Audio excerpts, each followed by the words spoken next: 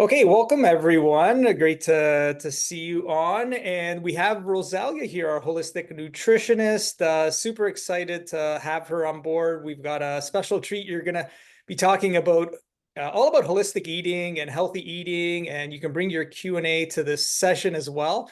Uh, Rosalia has a wealth of experience. I'm probably gonna butcher it by saying it, but you do have a Bachelor of Integrated Science, a master's in science and nutritional psychology, and a specialty in cognitive support. Now, did I get that right, Rosalia?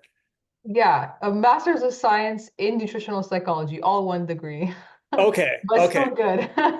Okay, perfect. And yeah, so excited to have you on with us. And I know you've prepared a bit of a presentation, but we can keep this an open dialogue. So, I've asked anybody that's on here, feel free to unmute yourself, raise your hand if you want to ask a question. I'll be moderating this as well. And Rosalia, yeah, you can take it away. Like, I mean, we're excited to have you on board here for this. And by the way, Rosalia is a personal trainer as well. We forgot to mention that. So she is also a personal trainer. She does a lot of personal training work for us as well, and can answer a lot of questions related to fitness and nutrition, which is really, really important when you embarking on a fitness journey.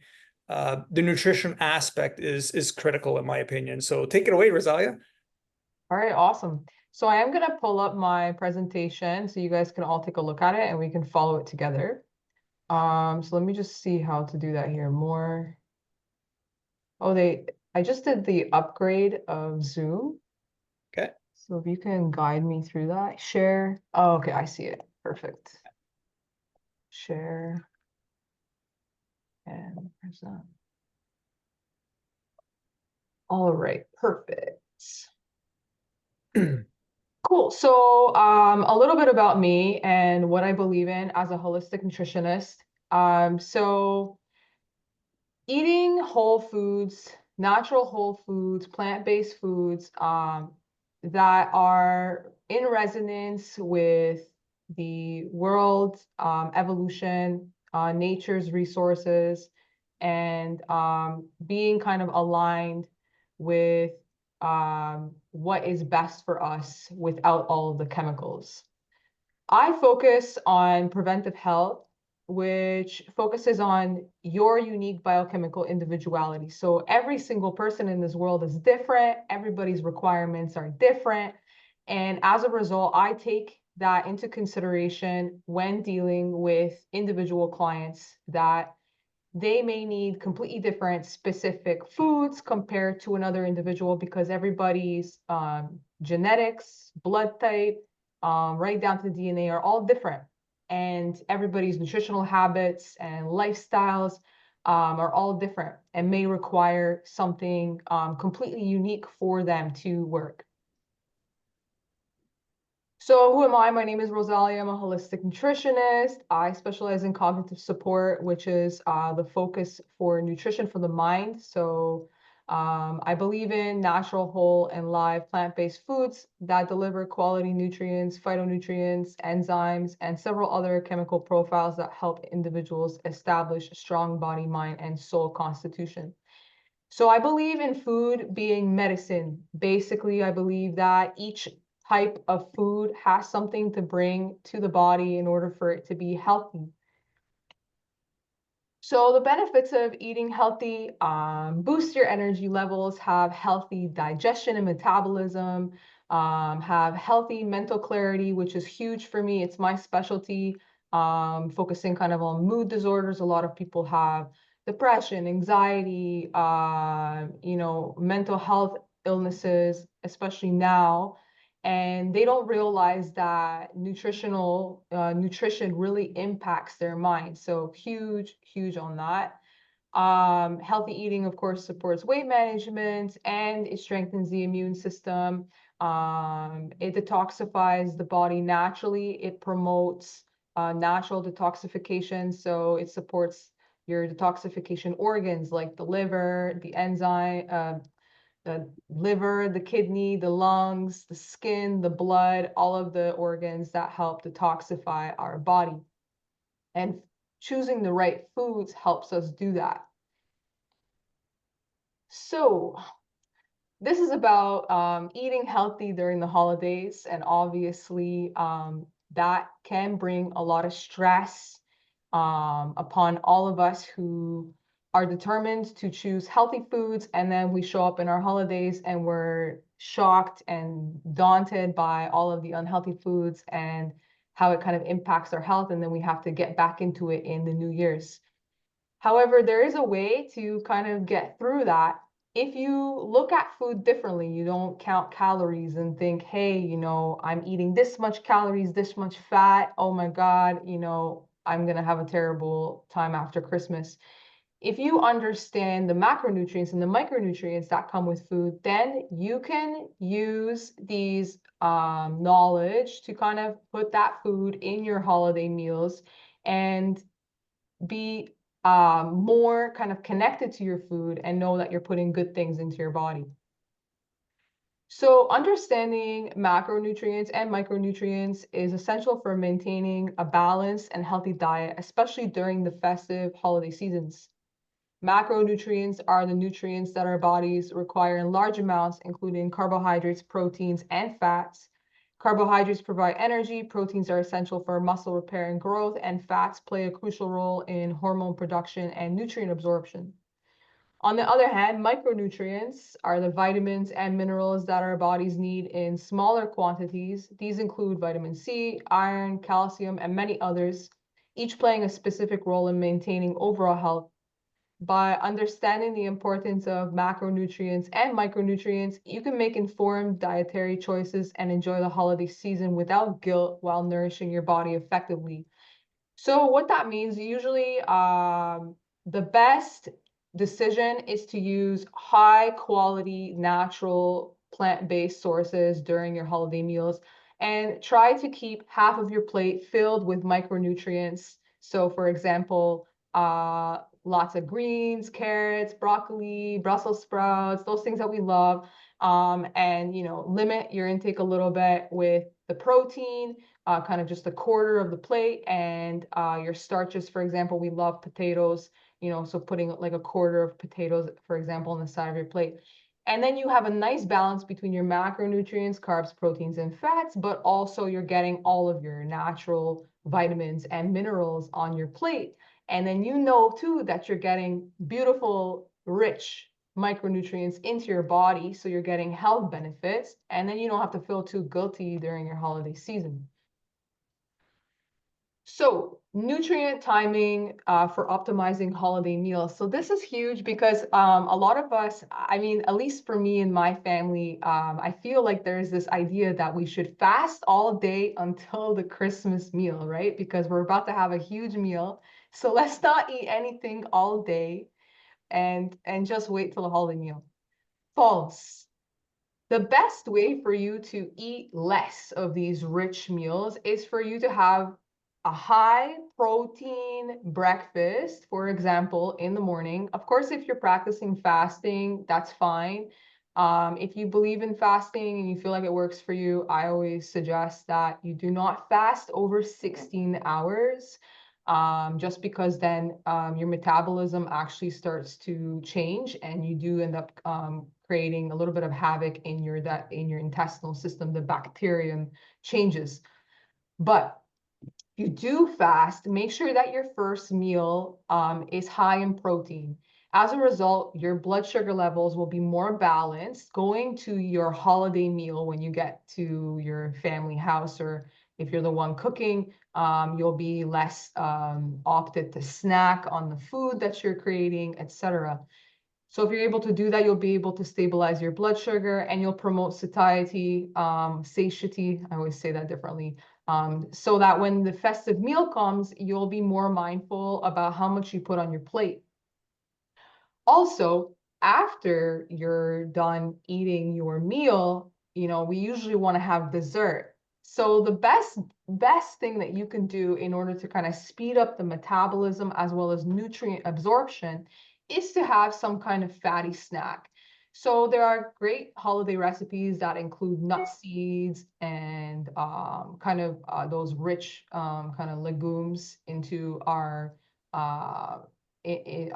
our after meal that will actually help support nutrient absorption, and speed up the digestion after your big holiday meal.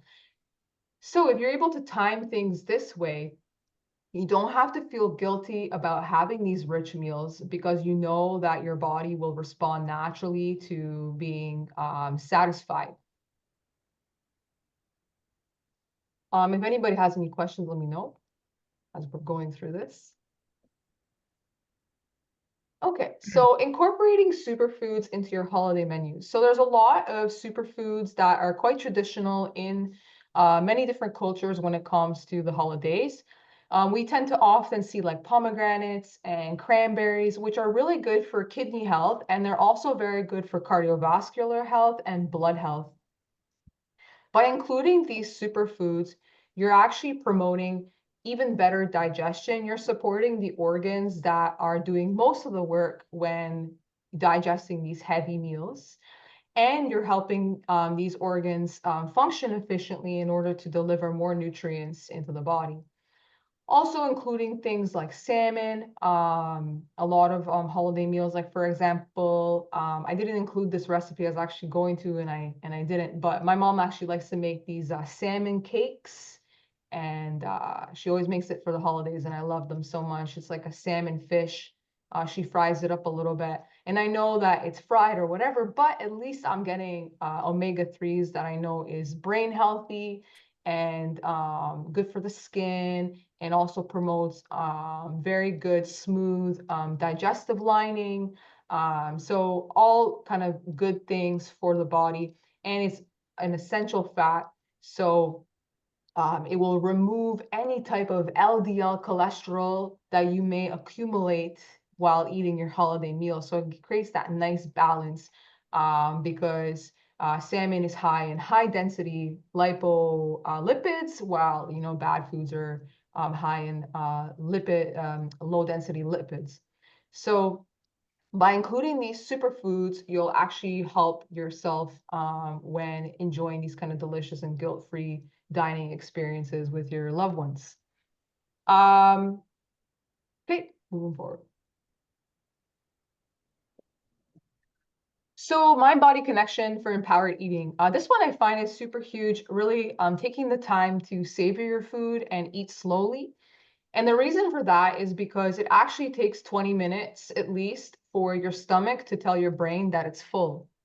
So by having this kind of slow enjoyment connection to your food, eating slowly, taking a step back, talking to your family, not kind of scarfing down the food and everybody's super quiet and just eating the food, right? Take some time to have some bites and then maybe ask your family members some questions, because it does take time for your brain to tell you that you're full. Once you're kind of 80% to 90% full, you could stop eating. And then you will have less stress. You'll feel more connected to yourself. You'll feel more relaxed.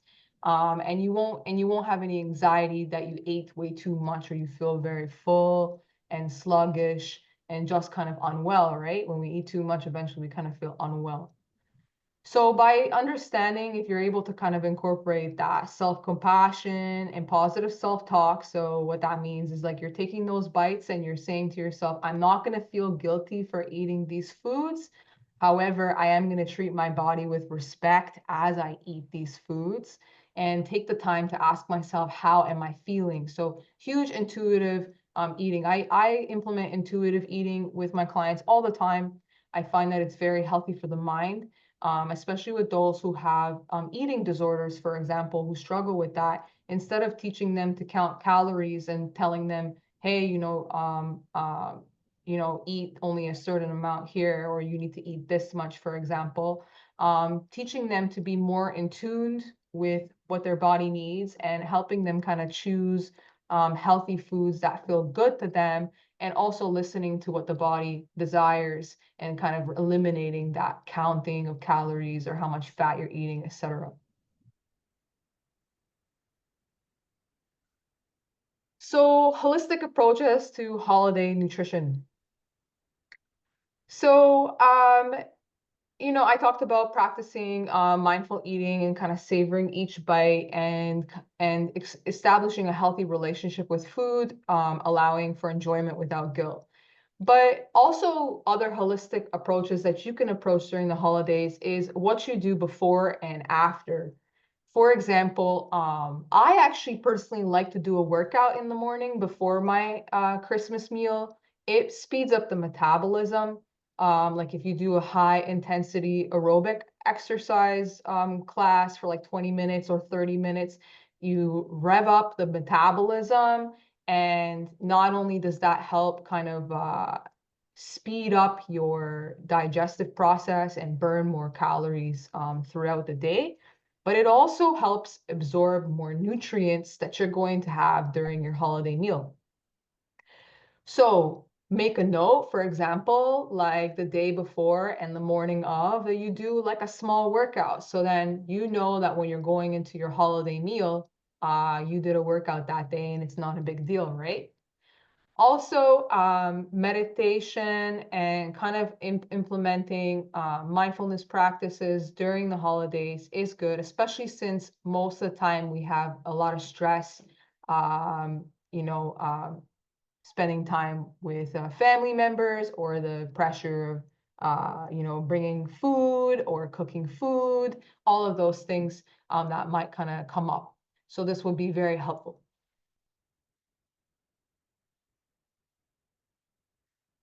So if you're able to kind of balance traditional and modern holiday recipes together, so taking the traditional and turning it into something healthy, so replacing the unhealthy traditional ingredients with healthy, more natural ingredients, you can still have your usual traditional foods, but healthier version. So for example, which I love and I'm super thankful for, um, my mom, I'm Polish. I'm super traditionally Polish. And, Polish food, very high in butter and milk during the holidays. My mom used to make this beet soup, for example, and she used to put a ton of cream in it, for example. And I would lose my mind because I was going through school and I was studying, I was doing a minor in food science and nutrition. So I also have a minor in food science and nutrition with the Bachelor of Science. And I was obsessing about food. I was actually obsessed because I was learning about things about milk. I was studying food chemistry, so I was learning about how milk was made, and I was learning about, healthy foods and nutrient-based foods as opposed to like calorie-based foods like wheat and bad fat and butter and all this stuff. So the comparison of what I was eating was starting to change. And I would actually get into a lot of fights with her about it. However, now she obviously loves me so much that now she uses coconut milk instead of heavy based cream in the beet soup that is super traditional in Poland to use. And not only that, but she gets super excited. So every time she makes one of these traditional meals, she calls me and she says, "Guess what I used in it? I used coconut cream, or I replaced it with coconut milk, or oh, I used buckwheat flour instead of whole wheat flour." So not only can you kind of introduce these healthy differences that have a huge impact on your health and you'll feel very good about still having traditional meals, but you also become an example for your family members to also implement these changes. And then you know that you're blending the best of both worlds and you're creating a holiday menu, and nobody will even know that you used healthy ingredients. They won't even be able to tell.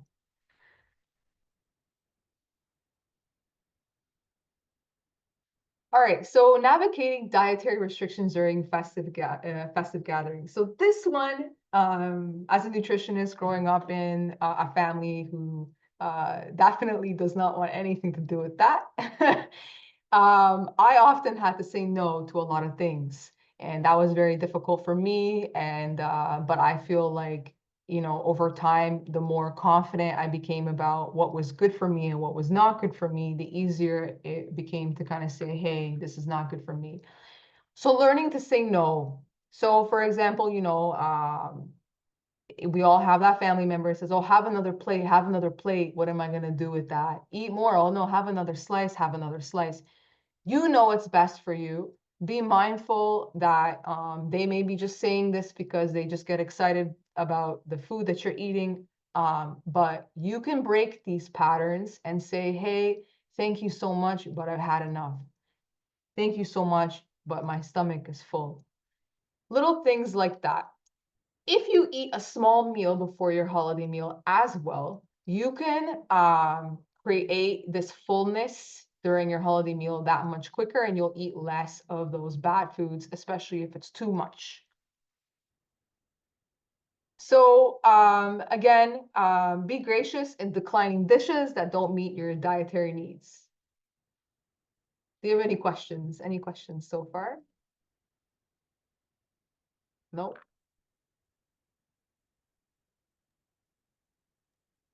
I actually have a question. Sure. Um, Earlier you had mentioned obviously lots of vegetables on your plate.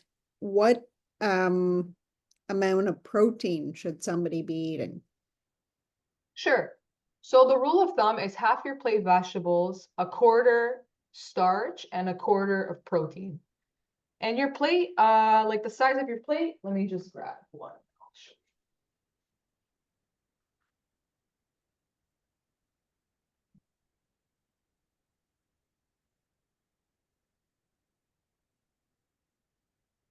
You know, a regular size plate is good. Obviously, Canadian plates are a lot bigger than European plates. But if you have a good size plate, you can be very confident in having half vegetables and then like quarter starch and a quarter of protein, and you're getting just enough. Okay. That answers your question?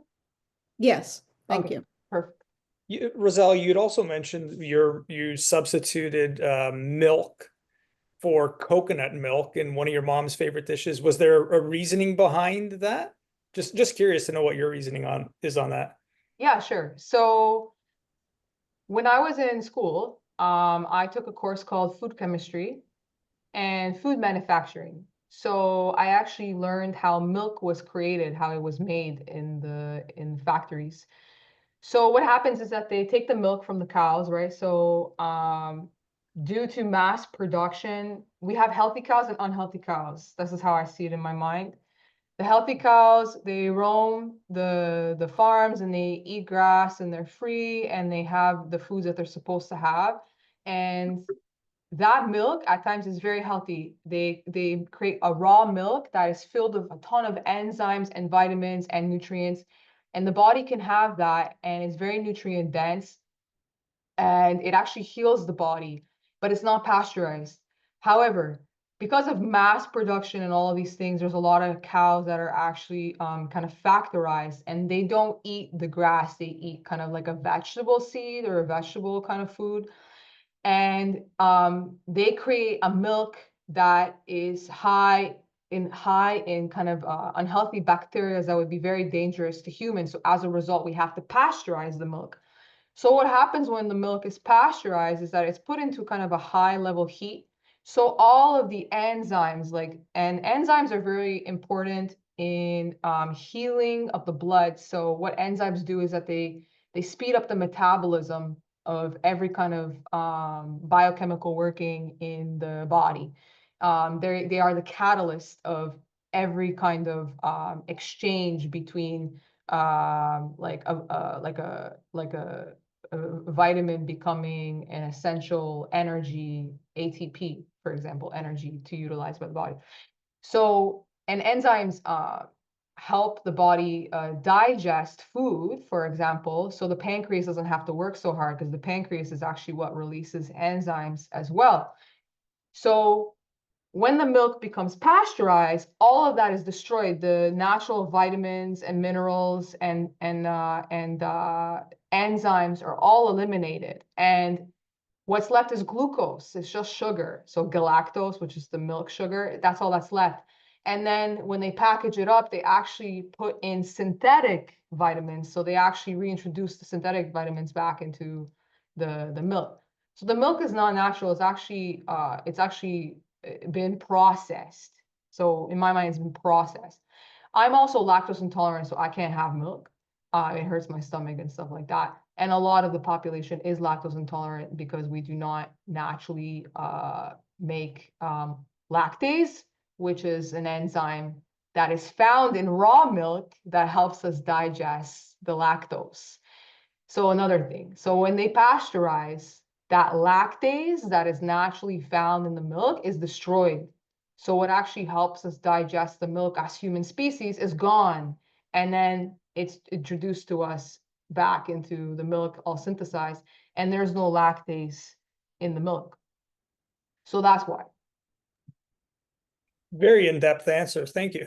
Yeah, no problem. No, that answer deserves an in-depth answer because milk is kind of like a taboo topic. So, Right. but Now, I'm also lactose intolerant. Well, yeah. So if I were, I mean, now they have all these products that they remove the lactose. Are those any good to have? like lactose-free milk and lactose-free cheese or More not? lactose-free cheese or lactose-free yogurt? I mean, when it comes to that, that's really up to you. If you want to eat dairy, um, there's mixed, like for me, there's mixed research when it comes to that because you can still digest the milk, but your body doesn't actually get any calcium. It's not actually getting any calcium. It actually has been shown that milk depletes the bones from its calcium sources, not the opposite. And that's because the way that minerals work. So let me explain this in a way. So chelation, for example, chelation, meaning, or chelation, everybody says it differently. For example, like each mineral grabs onto another mineral in order to bind and be absorbed together. So for example, like calcium and magnesium compete for absorption. So, and if there's, so let's say, for example, you have a lot of magnesium, then you're not getting a lot of calcium. If you have a lot of calcium, then you're not getting a lot of magnesium. So there has to be a balance. And that's why people say, you got to take calcium, magnesium, right? They compete for absorption. So you want to make sure that you're getting both at the same time, or you're kind of making sure you're getting more than the other, for example. A better example would be like minerals like iron and magnesium definitely compete for absorption, like mineral absorption. So that's why like time that you're taking iron, you should take iron separately from magnesium to make sure that they are kind of separately absorbed. So milk is kind of this example where all of the minerals are eliminated from the milk, for example, right? So it's like an empty vessel. So you're drinking this milk and it kind of, what happens is that the calcium gets depleted, it gets pulled out into the milk.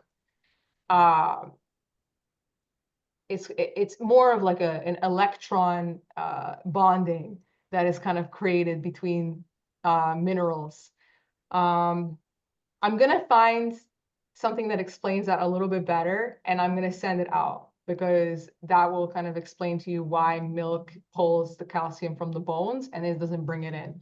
But ultimately, the reason for that is because it doesn't absorb nutrients well, because it's been pasteurized, because it's been processed.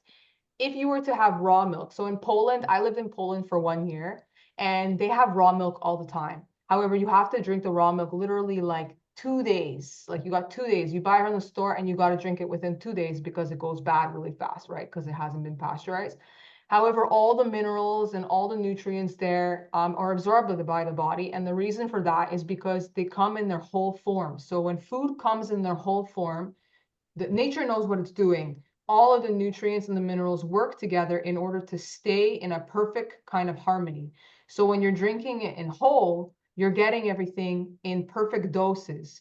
However, when you're getting like one nutrient, so if you're getting one mineral that's higher than another mineral, it can compete for absorption. So when milk is pasteurized, for example, it's missing a lot of those minerals and it has synthesized minerals and vitamins put into it instead the pasteurized minerals. So as a result, the absorption differs. You're not actually getting what you need. And also because there's no enzymes there or the natural kind of like other compounds that exist on a deeper level are not there either to kind of help that nutrient absorption. Does that help answer your question? Yep, that was good. Thank you. Yeah, no problem. Um, Cool. I have something to ask with the same too. Like, I am from India. I've been in Canada for 3 years now. Say hi to this is Arya, my 1-year-old boy. So yeah, in India there is no pasteurizing process of the milk. We get raw milk all the time, and it's not even 2 days. You get to use it on the same day because we have cows in our household as well. So after I moved to Canada, I've had so many problems with milk. Like I don't actually know what I'm drinking, but whatever the information you've shared now, it was really useful. But I just want to know what would be the ideal, counterpart for this milk, because with all the information you provided, now I feel like the milk is not even milk. Why am I drinking it, right? Yeah. So to me, it's more for calcium, but as you said, there is no calcium. So what would be the, you know, supplement or a different thing for the milk that we get here? Is it possible to get unpasteurized milk even in Canada? Or no? Because I honestly don't know. It is, but it's actually considered black market. Like it's technically illegal. Oh, Yeah, okay. Yeah. I understand. Because it's unregulated by the government. But you can. Mhm. You But can find people that do source it out, but you have to make sure you trust the cows.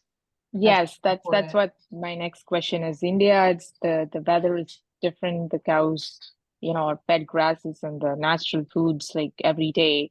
But here it's different, right? So they don't let the cows out in the winter, I believe. But yeah, so I'm just so bummed right now because what milk is like primary, in India. So we do the Yeah. same here as well. We buy the 3.2% fat yogurt. That's not like the actual yogurt. It's like we say curd in India. That's also in our, primary diet. In fact, everyday lunch. So that's also becomes a problem here.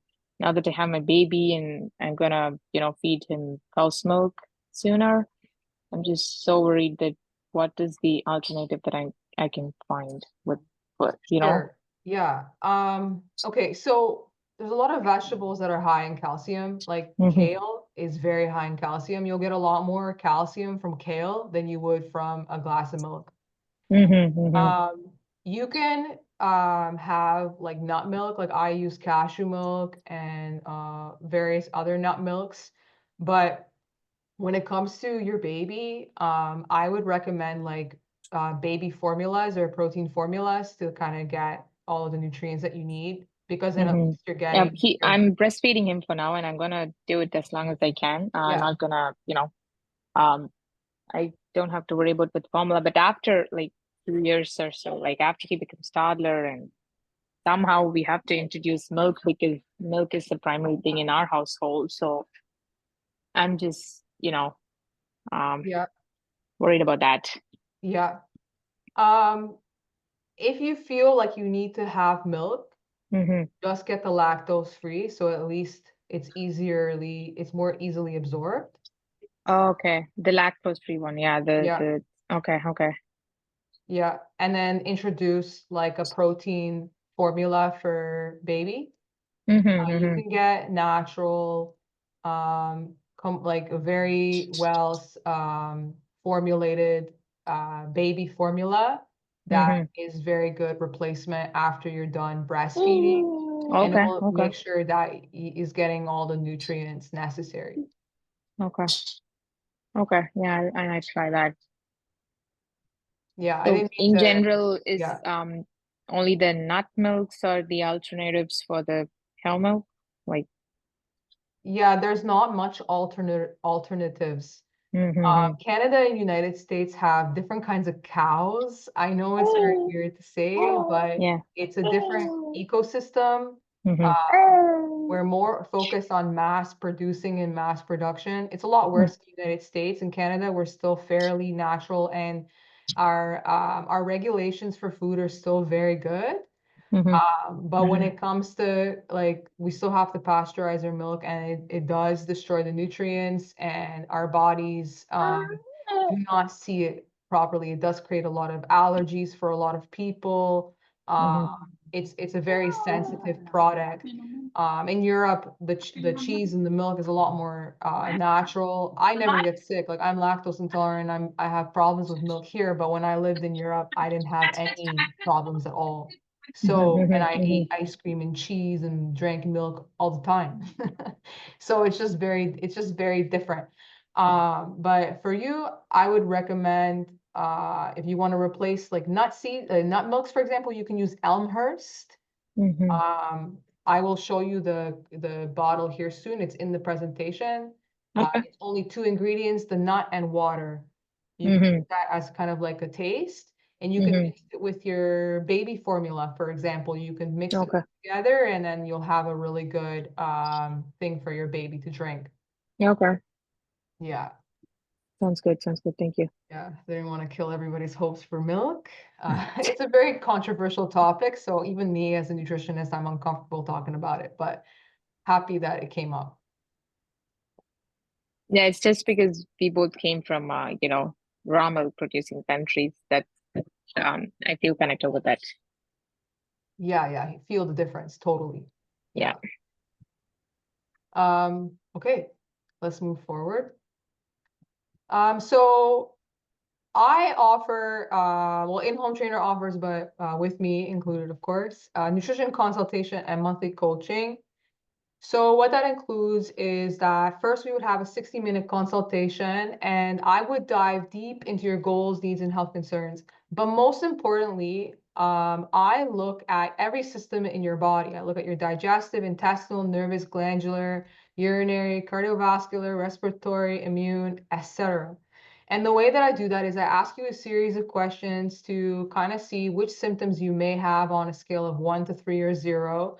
And I take a look and see if you have any kind of imbalances in these systems in your body. By knowing where you need the most focus, I can then create a customized meal plan just for you, because every single person is different, including nutrition, herbs, herbal remedies, lifestyle practices, psycho-spiritual practices. And that is available to you and very helpful to kind of know how your body is working and how the organs are kind of making their exchange between each other in the body, and why you may feel a certain way, in order to kind of get you back on track, especially if like maybe you've been more tired, or maybe you've been more anxious, or maybe you have hormonal issues, or maybe you feel more exhausted, or more in pain in certain places. So this is very helpful to kind of know if you have allergies as well, if your immune system is working properly, if your thyroid is working properly, etc. So this is very helpful. So if you choose to do that, if you choose to go through the consultation, then you have the option to follow through with the monthly coaching, which is $89 a month. And that is in order to kind of keep you accountable on your journey. So with that, you would get the meal plan, you would get the customized meal plan, and you would get constant two-way communication between me and you through the In-Home Trainer app. And you would also have a way of nutritional tracking, so you can kind of implement the foods you ate, and you get to see kind of a breakdown of calories and macronutrients. And you get bi-weekly nutrition text and email check-ins from me to keep you accountable, as well as access to my newsletter that continues to kind of push out education and research on a monthly basis. Yeah. Perfect. All right. So that is, so you can stay in touch with In-Home Trainer and contact them through here. I'm going through the phone number, the email, and I also put in their IG. And there's a direct link to book the nutrition services, promotions.inhometrainer.ca homepage /. So if you can write this down. We're recording the presentation as well, so you will have access to this. I'll just leave it open for you guys to write it down, and we'll go towards the holiday recipes.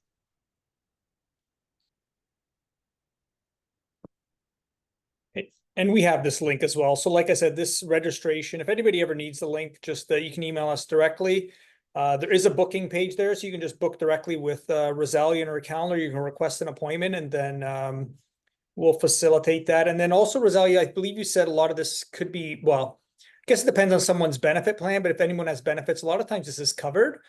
So the $250 consultation should be covered. And then if you have more, you can, the monthly coaching support from Rosalia at $89 a month is optional.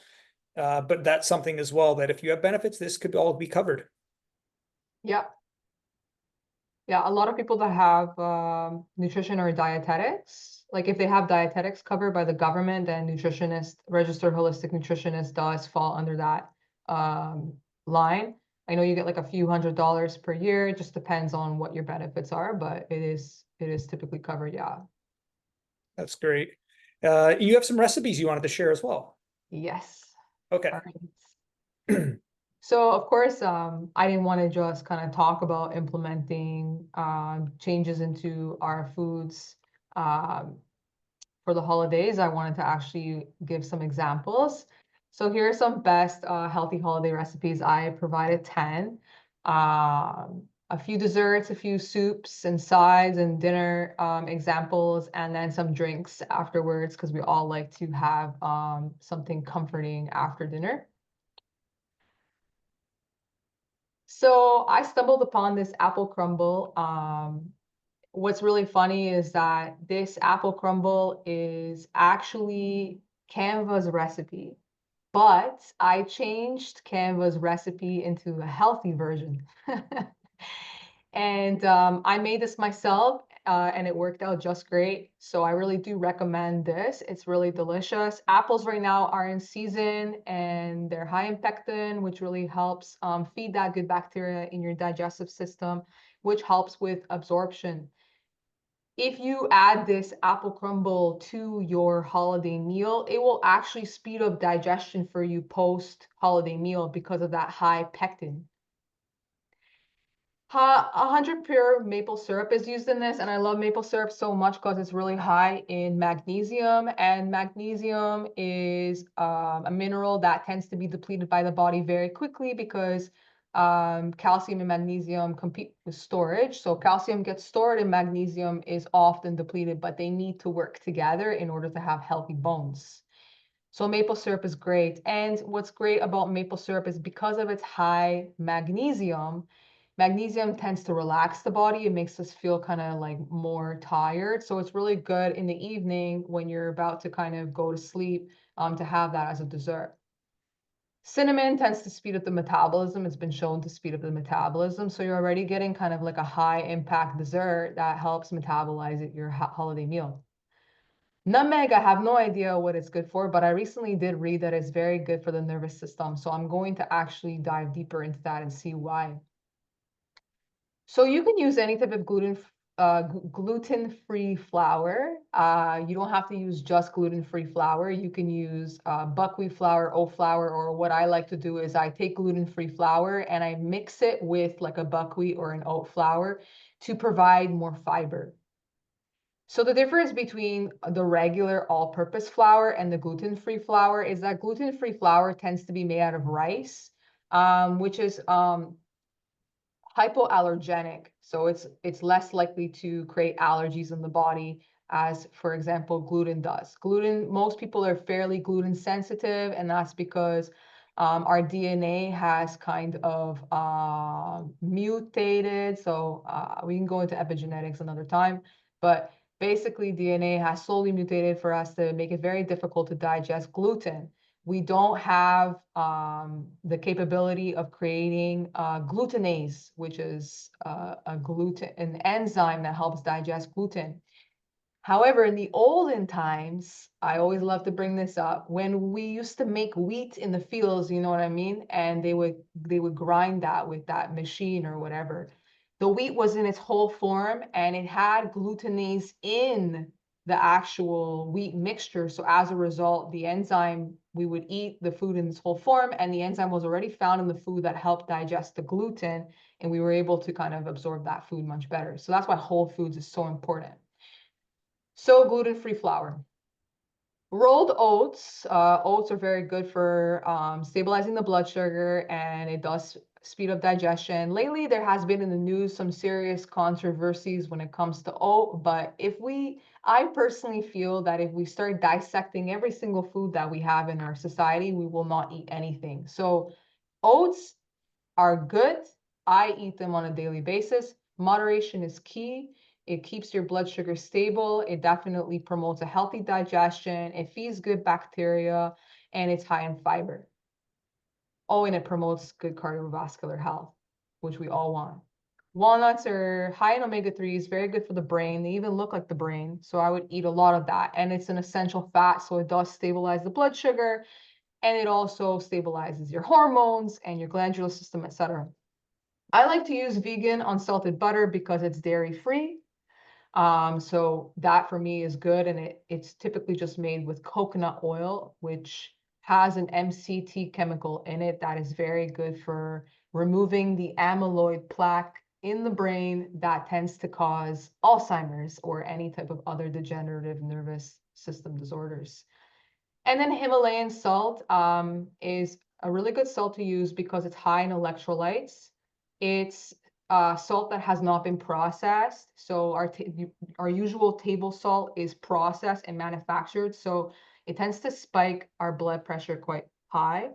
But Himalayan salt is in its whole form, and it's filled with a ton of electrolytes. So I actually recommend it quite a bit, and it brings out the flavor just enough of the food. It doesn't kind of create this heavily salt taste. We got a comment here. I love that it's a vegan dessert. And also, I've got a comment. I love that there's some protein in here with the walnuts and pecans, which is going to further stabilize, insulin levels, which you've talked a lot about. One thing that we do a lot in the morning is we'll give the kids oats, but then we will try to add a bit of a protein. So it just, again, stabilizes their insulin levels. Now, my daughter does have some nut allergies, but we'll throw like chia seeds, which is a complete protein on there as well. So anybody working out and, following along, make sure that you're trying to add a little bit of protein to every one of your snacks or desserts, because it will help stabilize those insulin levels, which Rosalia has talked obviously a lot about. Now, Rosalia, I just want to be cognizant of our time here. I know you've got more recipes. Maybe we can just kind of quickly go through them. I do want to leave a few minutes for some Q&A.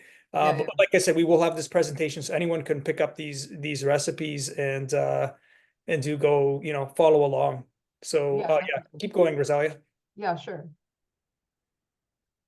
So this cranberry muffin, I love this. It's very easy to make. The highlight of this dessert is that it has cranberries in it. And cranberries are very good for prevention of like UTI, for example, so urinary tract infections, and it's also very good for kidney health. And it's very good for the prostate in men, and it's very good for the kidneys in women who tend to mostly get those UTIs. So it does kind of make sure your kidneys are healthy, which does filter the blood and also filters electrolytes and keeps our water balance healthy. So it's a very good dessert to have after Thanksgiving. I also use flax egg in here instead of egg. And I like to kind of throw that in there to have a higher omega-3 content and fat content in the muffin. And of course, it also increases the protein just a little bit. So let's keep going. Fruitcake. So fruitcakes, the commercialized fruitcakes are filled with those obviously processed candies that are really bad for you, right? Ton of sugar and chemicals and all that stuff. But you can make a healthy fruitcake at home. And this recipe is fairly awesome. I actually took this from Harry Potter Christmas recipe book, and I transformed it into a healthy version, and it works out just great. Just kind of change some things up here. So this recipe does have brandy in it, and it is alcoholic, but you can make a non-alcoholic brandy as well by using apple brandy extract. So using 100% pure apple juice and brandy extract and water mixed together. and you will make a nice kind of brandy taste when you soak your raisins in it. If you want to use brandy, that's fine. I mean, everybody can have a drink here once in a while. However, this is a good kind of thing to have after dinner and not before dinner. So just a quick tip for those who drink during the holidays. Wait until you have your meal to have alcohol because your body focuses on metabolizing alcohol first before it metabolizes food. So if you have alcohol first and then you eat, your body will forget about the food and it will just focus on metabolizing the alcohol. So what happens is that the food ends up getting stored as fat. It doesn't get metabolized properly by the liver because it's focused on metabolizing the alcohol. But if you have alcohol after your meal, for example, like a digestive, then you can kind of trick your body, and in some ways you give the opportunity to start carbohydrate, protein, and fat metabolism of the food and then have that alcohol metabolism afterwards and help digestion a little bit. Cool, so let's move on. Oh, continued recipes. I'll just give you some time to kind of see it.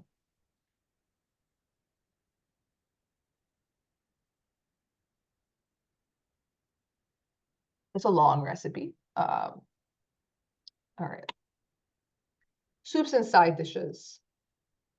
So pumpkin squash soup is like very easy. It uses squash, which is quite a winter vegetable, which I love, and it's quite hearty. I really love this because I love winter squash and pumpkin, and those are really good for reproductive health. It's really good for kidney health. It's really good for large intestinal digestion, like colon health. So it has a lot of good things in it. And obviously, if you have soup right before your main meal, like we do in my culture, then your blood sugar will be more stabilized and satiated before your main meal, and you're more likely to eat less for dinner, especially since there's kind of more liquid in here. If you use bone broth, for example, instead of vegetable broth, then you're getting a good dose of collagen, which is also very healthy for the joints and, of course, the stomach lining, and making sure you don't have leaky gut and you digest your food efficiently. So my mom's butfinca, she was not happy about me taking this recipe because it's supposed to be a secret recipe by the family, but I begged her for it and I told her that I was going to use it for this presentation. So here we are, replaced with 4 tablespoons of coconut cream instead of main cream. Beets are really, really, really, really amazing for your kidneys. It is the best vegetable for you to have for kidney health. So if you struggle with detoxification, you have a lot of acne, or you feel depleted or exhausted, beet soup or beet juice is like the best thing that you can have during your day. It will clean you right out. If you have a UTI, beets are like the best thing for you to have because it cleans you out completely. So lots of beets and lots of carrots that are of course very good for the eyes and also very good for the skin. Next. So very simple Italian herb garlic potatoes. People are afraid of potatoes, but I don't want them to be afraid of potatoes. Potatoes are very high in potassium. And actually, in Scotland in the olden times, those people thrived on potatoes because potatoes are one of the only staple foods that have every nutrient for humans to survive on. So if you could survive on just potatoes, so that's why Scotland was able to survive in the 1500s, I guess, when they got ruled by England, because they started a potato crop instead of a wheat crop or a corn crop. And they survived the famine because they could survive on potatoes. So potatoes are very healthy. They feed you and they give you everything you need. So don't be afraid of potatoes. Dinner. So vegan shepherd's pie. So again, potatoes. I actually made this last week and I loved it and I thought it was great. So it's a really good replacement if you want to limit your meat intake during the holidays. So you don't have to limit it completely, but it's good to have some side dishes that have more legumes, for example. Lentils are very good for the liver. It really helps support the liver through metabolism. The liver is responsible for carbohydrate, protein, fat metabolism. So it's really important to take care of the liver. So lentils are very good at kind of supporting the liver through that process. So if you have this as a side dish or part of your dinner, then it's really delicious. So lentils instead of the meat, like ground meat, for example. And it has all of the delicious stuff like garlic that kills bacteria, is very antiviral. And I used vegan mozzarella because I don't eat cheese, but I use vegan mozzarella instead of regular cheese, which is dairy free. I also use avocado oil, which is a monounsaturated fat. So, and it can handle a higher heat. So if you're putting it in the oven, for example, at 375 degrees, then you will not have your fat oxidize. And as a result, your fat will stay healthy and you will absorb the nutrients in it. So avocado oil is good for like using a fat in high heat temperature situations. Pomegranate quinoa salad. So pomegranates, again, I talked about that, very good for detoxification. It's also a winter staple food, and it is a superfood that's very good for the brain, the cardiovascular health, and lung health, like lungs, really good for the respiratory system. And this is fairly easy dish. It also has apples in it. And I use orange and lemon to make a dessert, make a dressing, which is really good. It boosts your body with vitamin C, which is important for wound healing and speeding up metabolism, and of course, increasing your energy levels and improving your immune system.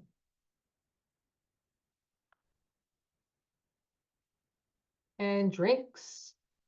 So I love this drink. I was really excited to share it. It's my secret recipe. When I was in nutrition school, I went through a detox where I quit coffee and I almost like myself because I love coffee so much and I needed something that was very similar to it. And this is the secret. So I like to mix Elmhurst cashew milk. So one of you earlier asked me about what to replace. So I like this. It's Elmhurst you can get at Farm Boy. It's only 2 ingredients. It has cashew and water in it, and it makes it creamy. So I use this. And I mix it with a tablespoon of raw cocoa, and raw cocoa is very high in magnesium and it has some zinc in it. So we talked about why magnesium is good. It's a relaxant and very good for muscles regeneration as well. Raw honey or Manuka honey. Raw honey is an antibiotic. It's a natural antibiotic. It kills bad bacteria and it's an antiviral. And Manuka honey has some serious cancer fighting properties. I recently started to put that in my cocoa. So I mixed this cashew milk with raw cocoa, honey, Manuka honey, and a tablespoon of dandy blend. So dandy blend is dandelion leaf, and it also has other herbs in there.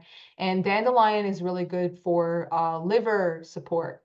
So if you're detoxifying from coffee, you switch to this, and it really helps kind of speed things up. Really good to have after your holiday meal because it will help digestion. It will support liver, especially if you had alcohol. So it's a really good kind of treat to have. It tastes amazing. It's like drinking a mocha, and you wouldn't even know. So. And a natural herbal tea. So everybody loves their herbal teas. Herbal teas, any kind of, I like to kind of mix up all of the herbs together, chamomile, lavender, lemon balm, and peppermint, all great things for digestion. You could put a little bit of honey in there if you wish. Try to use 100% natural honey, raw honey, because then you're getting all of those antibacterial properties, antiviral properties that not only kill the bacteria in your oral cavity, but also throughout the body. And that's it. Do you have any questions?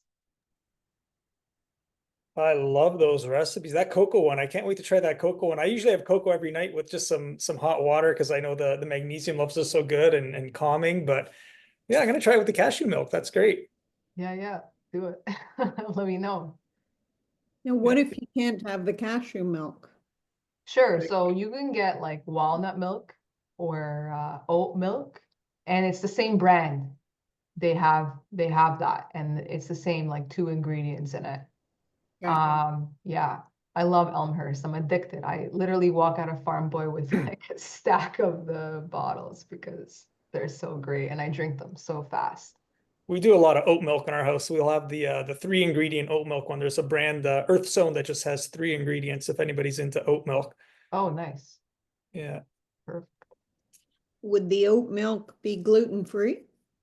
Absolutely, yeah. Oats are gluten-free. Okay. Yeah.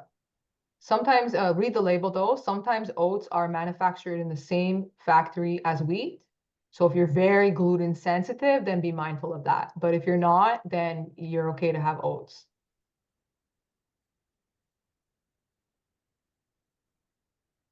That was great, Rosalia. Does anybody have any other questions before we let her hop off? Check the chat here. So informative, great tips. Okay, Rosalia. Yeah, that was awesome. I mean, I learned a lot. And yeah, I think this was a really, really great presentation. I'll have the recording. I'll send it out to everybody. But if anybody wants again to work directly with Rosalia, you can just follow one of the links and you can book a 1 hour call with her and she'll go through everything with you and get you support on your nutrition journey. And again, if you have benefits, a lot of this could be covered as well. So with that said, everybody have happy holidays and thank you so much, Rosalia, once again. Thank you everyone for attending, for your wonderful questions. This was fantastic, really happy, and wish you all a wonderful holiday season. Take care, everyone. Thank you. This was great. Yeah, no problem. Thank you. Thanks for coming. Thanks, guys. Bye. Night.